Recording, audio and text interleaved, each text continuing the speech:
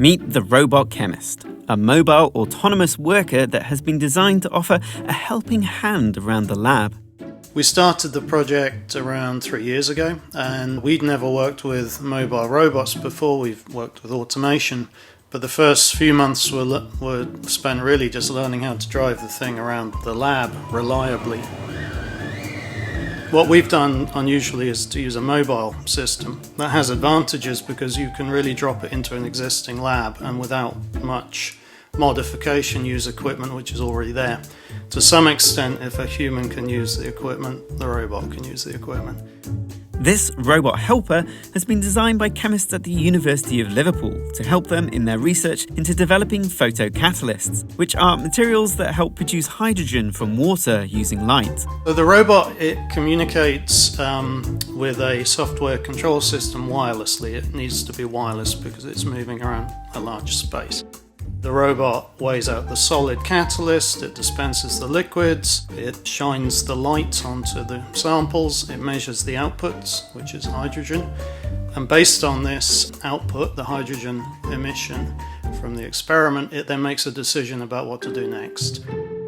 Just like a human chemist, this robot needs to be able to adapt its workflow based on the outcome of its experiments. And this requires a computational solution. If you work out the number of possible combinations of the components in the experiment, it's something like 98 million. So the robot uses an optimization algorithm using a method called Bayesian optimization to navigate that chemical space.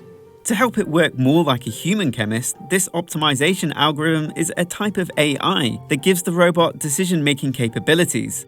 But unlike its human counterpart, the robot can run continuously, so there's a balance to be struck between giving the robot too much freedom and restricting it. If you explore too much, then you end up doing 98 million experiments, and that's just not possible. But if you exploit too much, if you optimize too greedily or too quickly, you don't necessarily find the best solution. During these experiments, the robot relies on its articulating arm to interact with lab equipment. And at the end of this is a special gripper that allows the robot to pick things up and operate machinery. To navigate the lab and to avoid misplaced stools or avoid collisions with its human co-workers, this robot uses LiDAR, which is a bit like radar but uses lasers instead to map its 3D environment.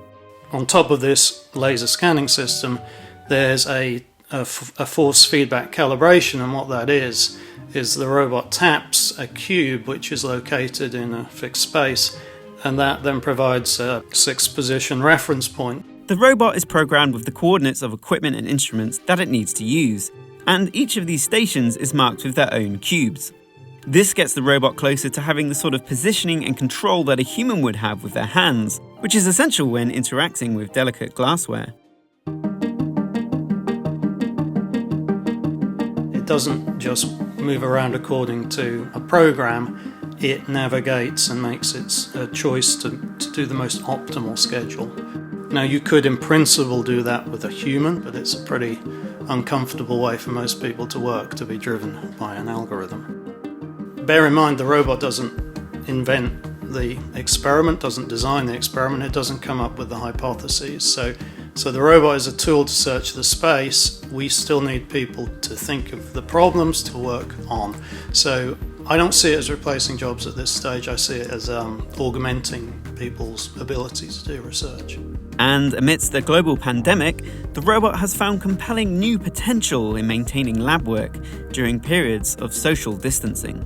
We've now received a lot of interest on the technology in terms of how might you restart laboratories while still operating a certain level of social distancing. If you have a technology where you can load the system up, and then that takes 3 hours and then it works for 8 days or 2 weeks by itself, then you can see possibilities there. So yeah, I'd be delighted if we can find some way to contribute to